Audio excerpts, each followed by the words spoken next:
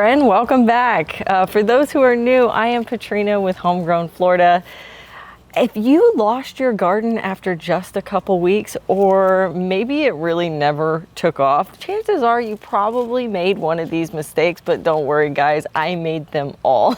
So today we're gonna walk through all those mistakes and how you can fix them. So the first mistake is gonna be that when you're a new gardener, you probably started growing a lot of things all at once. When I started my first garden, I went to Home Depot and I picked up, I don't know, probably tomatoes, peppers, broccoli, herbs. I mean, I think I had like a cart full of plants, like a full cart full of plants. Didn't do any research, had no idea what I was doing. Just thought, oh, you know, they're plants. You stick them in the ground and they'll grow, right? Not so much. The things that broccoli needs compared to what tomato needs, compared to what maybe basil needs, are all very different things. And so when you start with a lot of plants, you're kind of setting yourself up for failure, because how are you going to get all of that research done to figure out like what each plant needs? Or if a plant is having struggles, how are you going to focus on that plant plus trying to keep the other plants healthy? Like it's kind of a lot. And I think that that's what a lot of people don't tell you, is that when you start gardening, you're gonna have problems. Like absolutely, you're gonna have problems. And you gotta go through this troubleshooting exercise of trying to figure out what the problem is and how you're gonna solve it. And if you've got too many plants, you're not gonna be able to do that. Or you'll get a problem, you'll start working on one problem, you'll get another problem, you'll start working on that one, you never solved the first one, then you're on Facebook groups asking a million questions and they're telling you, oh, you watered too much, didn't water enough, that's a pest problem. Your soil isn't nutritious enough, are you fertilizing? They're gonna tell you every single thing that could possibly be wrong, and then you're gonna be chasing down all of these issues to no avail, and then your garden is going to die because you didn't get the problem solved quick enough. And then you're going to think you're a terrible gardener. And you're not a terrible gardener. You focused on too many things at once. If you focused on one thing, you could do the research for that one problem that you're having, solve that one problem, and then you might be able to keep that plant alive. Now, I remember as a new gardener, I thought to myself, well, if one dies, I'm going to be heartbroken, right? Like, you know, then I have no other plants. Well, if you must, get two different plants. Or, better yet, get the same plant in two different varieties. So if you wanted to do peppers, get like 2 or 3 or 4 different kinds of peppers. Those things are all going to have the same kind of needs. They're all kind of similar. So you won't be, you know, breaking off too much that you can chew. And by the way, in case I didn't mention it earlier, every single one of my plants died. It's like an initiation into the gardening world, that your first garden should fail. Or you're one of those lucky ones that God loves and your garden just succeeds, no problem, and then the next year you have problems. But you're going to have issues. And I had those same issues. All of those plants died. The only one that lived was a jalapeno plant. Funny enough, I don't even eat jalapenos. I don't like spicy food. But that was the one plant that lived, and it lived for like 2 years in my garden. It overwintered and everything. I never gave it anything. I never gave it fertilizer. I barely watered it. Let me just be honest here. I can't believe it survived. So that was one of those lucky instances, and it's probably the only reason why I didn't give up on gardening, was because that one plant lived. But that was just luck of the draw there. I just got a plant that had a will to survive. And you're gonna meet some of those plants, because some plants just really do have a will to survive, regardless of all the terrible things that you're gonna do to them. So, biggest piece of advice, number 1, don't start too many plants. And if you do want to start quite a few, make sure they're in the same family. So all peppers, or all tomatoes, or all herbs. The next mistake you might be making is not focusing on soil health. And I'm specifically talking about things like compost, organic mulches, testing your soil, putting amendments down, really focusing on the health of your soil. If you didn't know this, plants are fed by the soil. So it's not just a place where they live or an environment that they live in, the soil actually feeds them. And I know soil is not sexy. I say this all the time. As a new gardener, I was like, it's dirt, it's no big deal, right? No, actually, I have learned in the 10 years that I've been gardening that soil is actually probably the most important. If you can get the soil right, you don't have to deal with as much disease. You don't have to deal with as many pests. You have plants that grow with minimal amounts of fertilizers and amendments if you can get the soil right. So let's talk about how you can get the soil right. So compost is probably my absolute favorite way of getting my soil, you know, healthy and nutritious and having all of the life that it needs. Right now, I have this compost bin right here that is almost done. I think it's pretty close. And so I'm just like stirring it up. That's one thing that you kind of have to do with a compost, is you kind of have to stir it. You have to create aeration. But how do you start compost, right? Because that's probably a bigger deal. Compost is made up of green and brown materials. I have a whole video I'll put down in the description that talks about how to start your compost bin the lazy way, right? You can get super scientific with it and do the ratios of the greens and the browns perfectly, but honestly, that's a little too much for new gardeners. And honestly, that's a little bit too much for me. I'm not doing all that.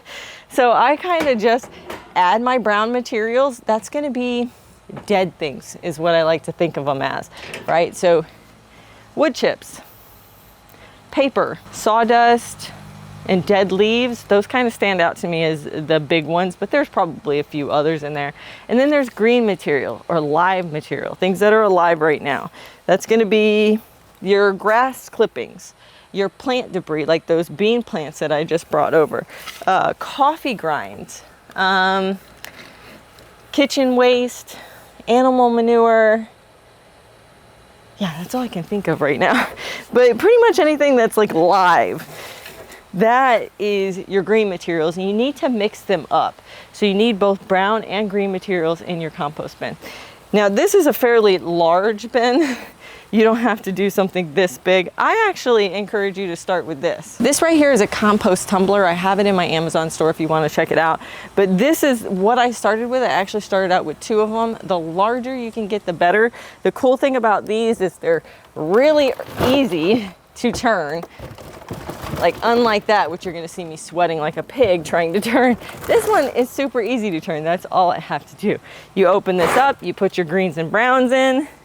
That stuff is ready for sure. And then you rotate it once a week or so, or honestly, whenever you remember. And it works out just fine. It doesn't produce a lot of compost. It probably produces enough for 1 bed.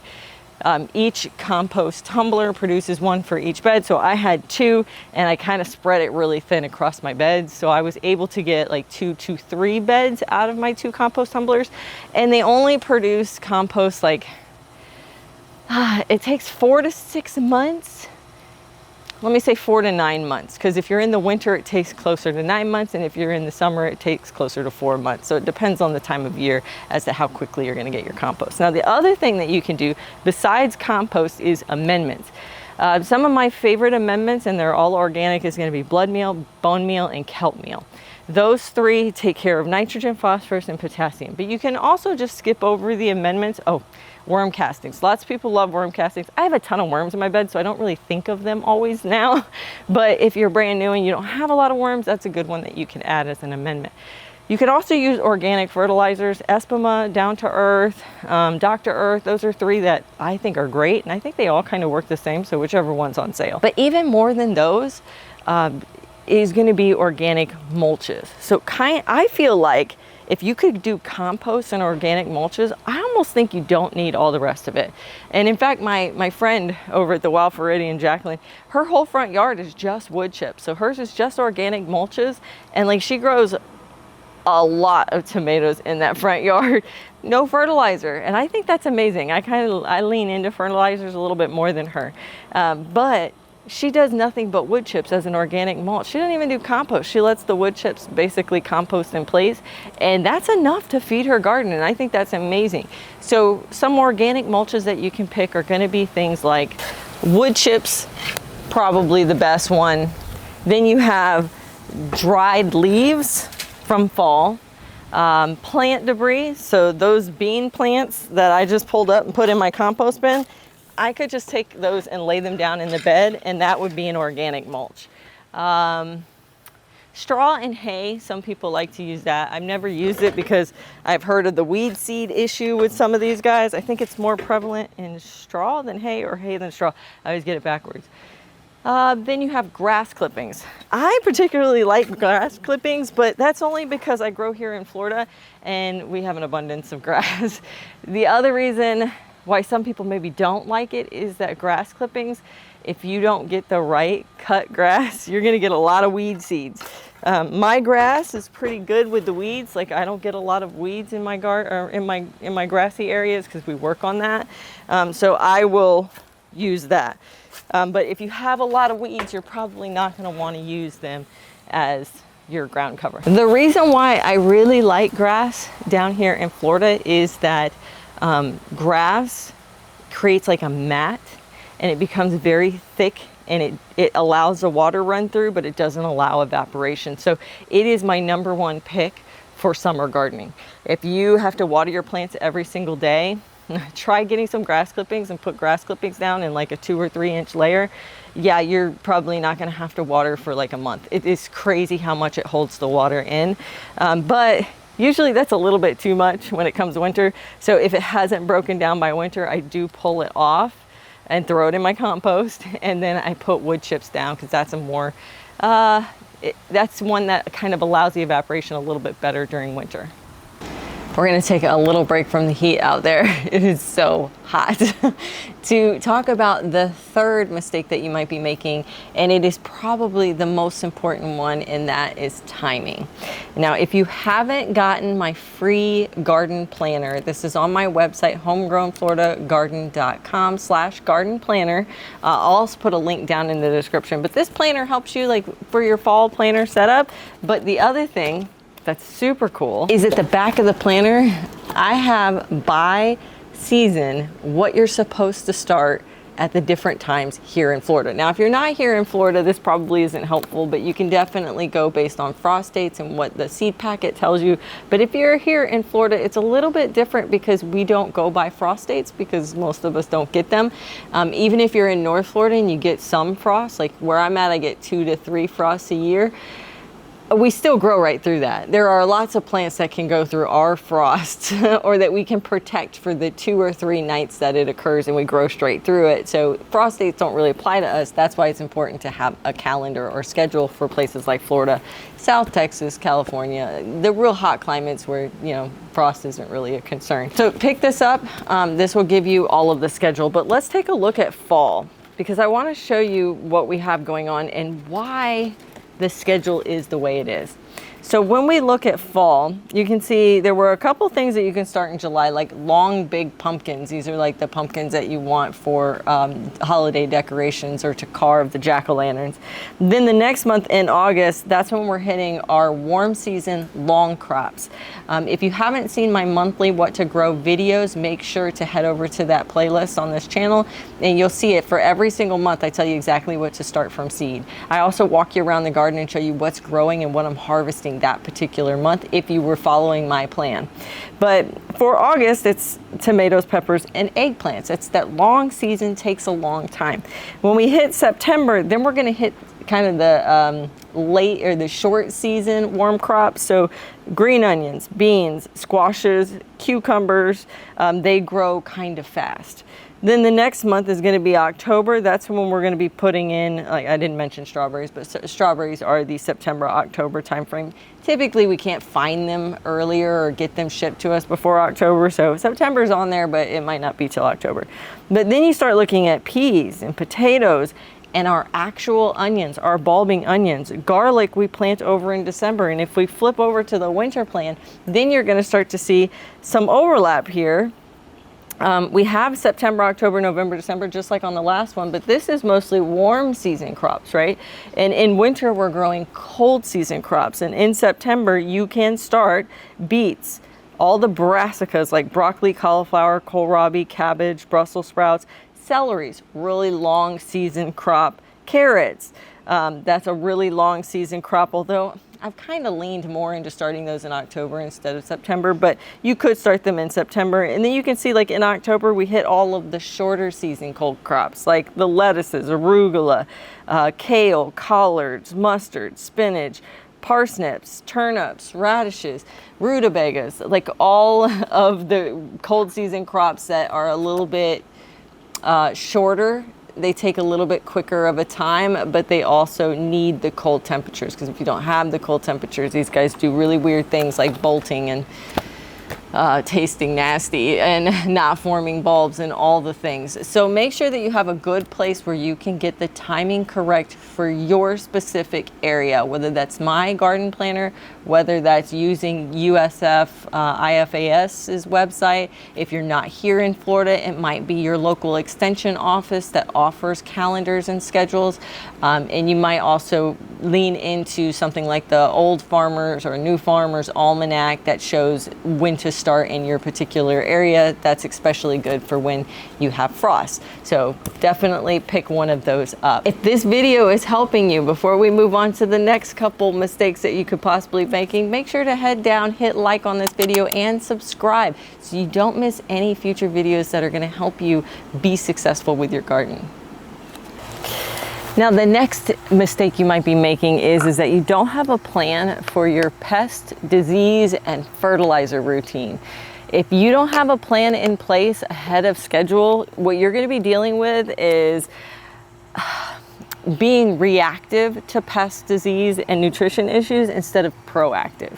So this right here is spinoside. It is one of my favorite products that I use, and I like to have it on hand, so I'm just going to go ahead and mix some of this. But this is really one of the two tools that I use for pest management.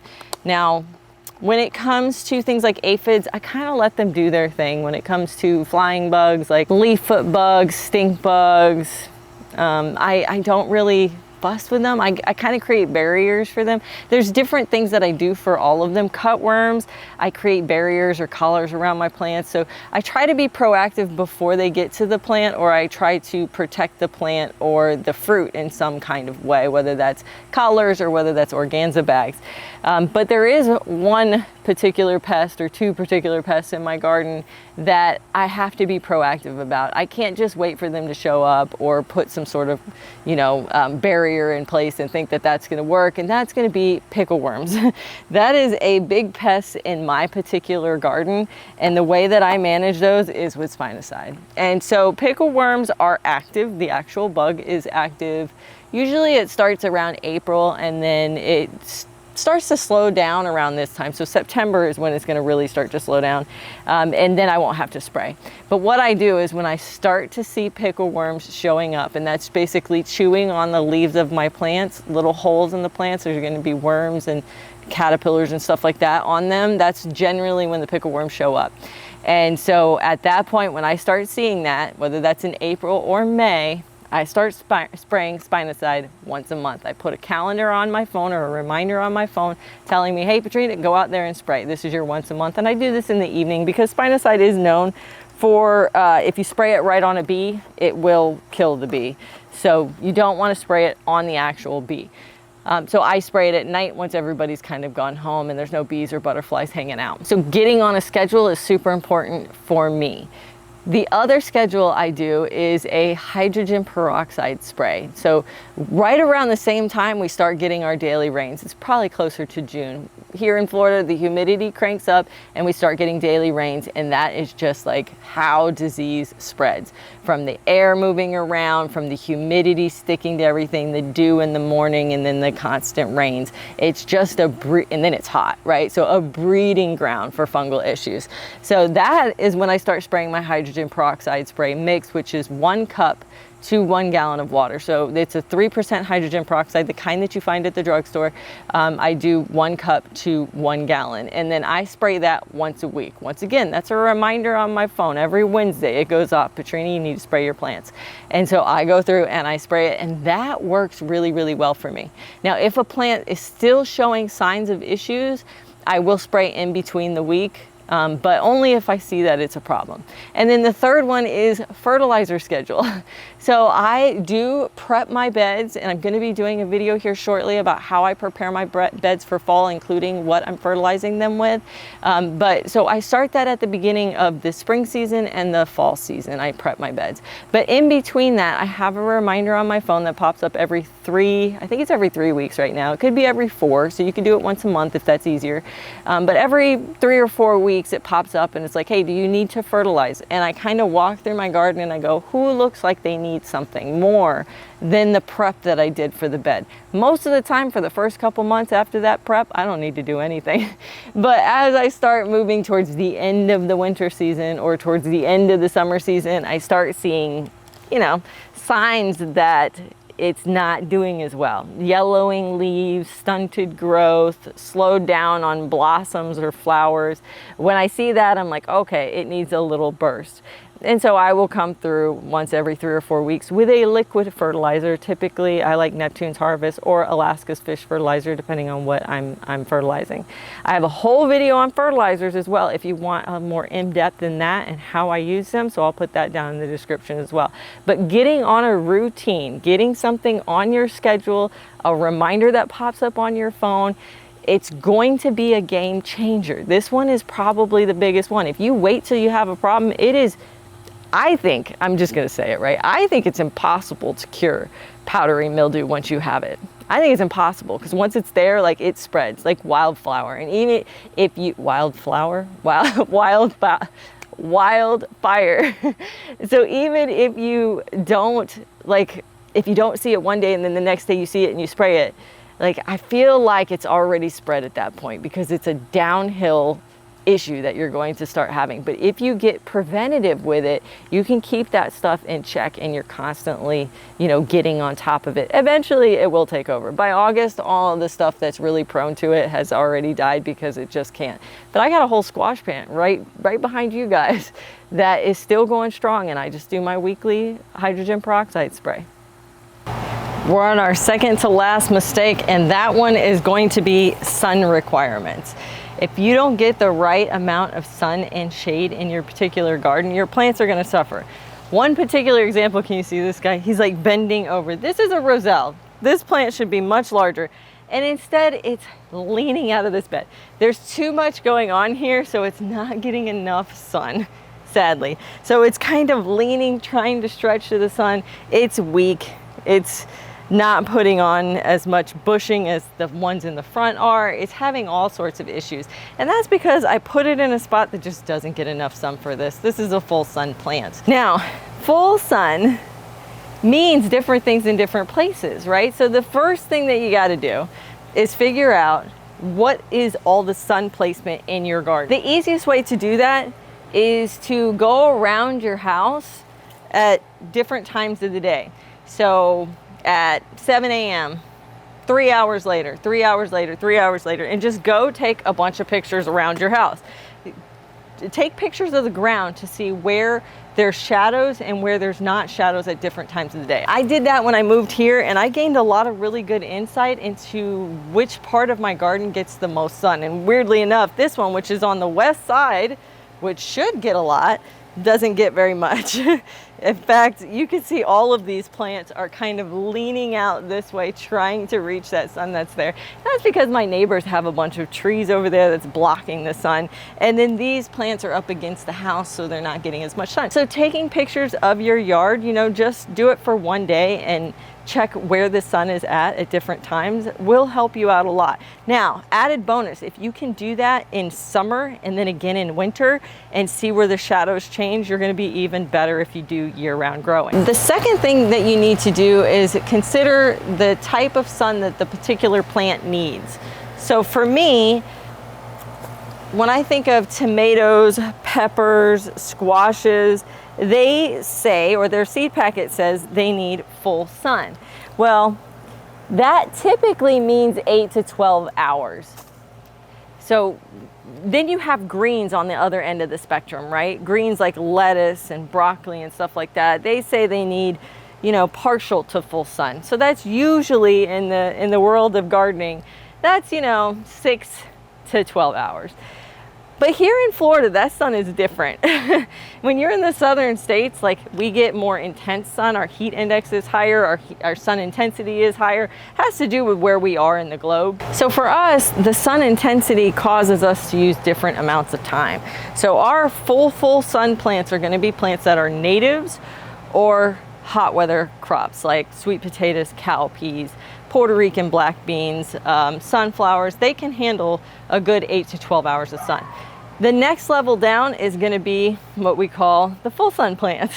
Tomatoes, peppers, eggplants, squashes, they all need about 4 to 6 hours of sun afternoon shade. And if you're talking about greens down here, they typically need 2 to 4 hours of sun with the rest of the day shade.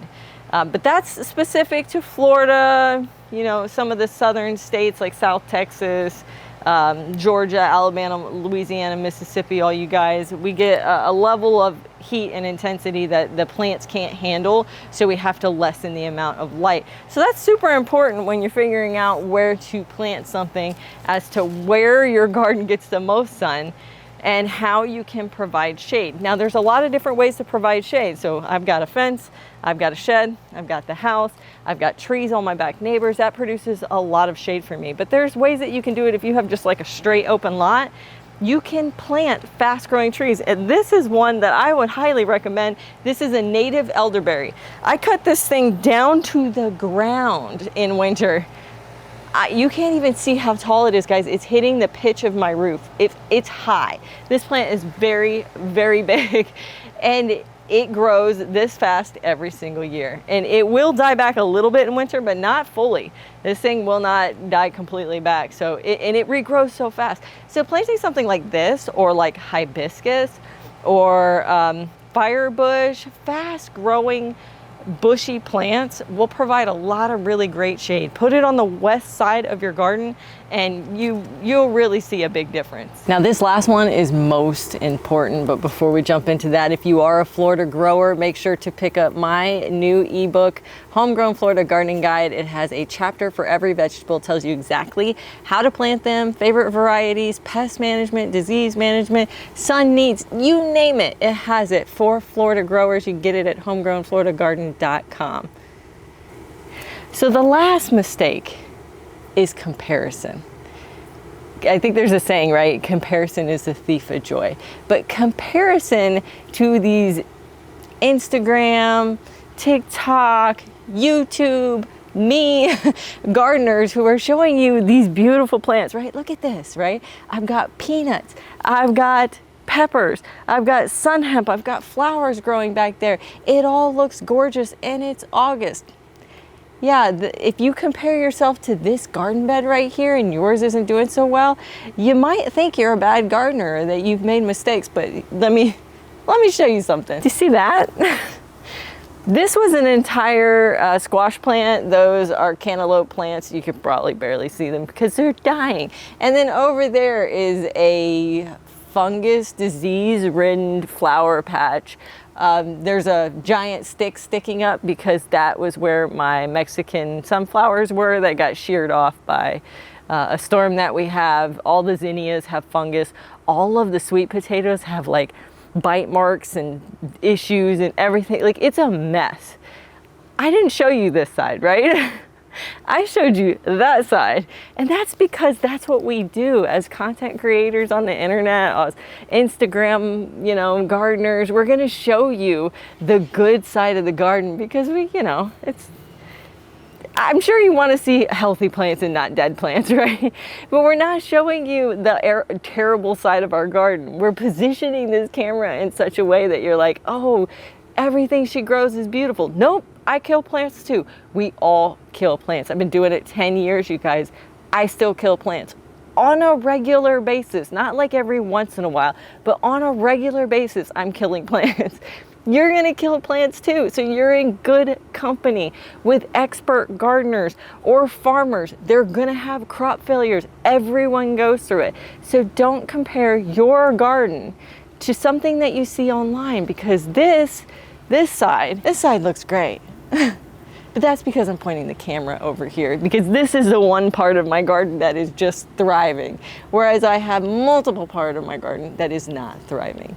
So we all have that. So don't let comparison be the thief of your joy. As long as you're growing something, as long as you're still trying, you are still a successful gardener. Killing plants is actually part of being a successful gardener. So don't let them take your joy. Don't let them make you feel like you're a bad gardener, because you're not. You're a good gardener. You just need to learn a little bit more about your plants. You're doing a great job. I hope you had fun hanging out with me today. I really enjoyed spending time with you. Happy gardening, guys.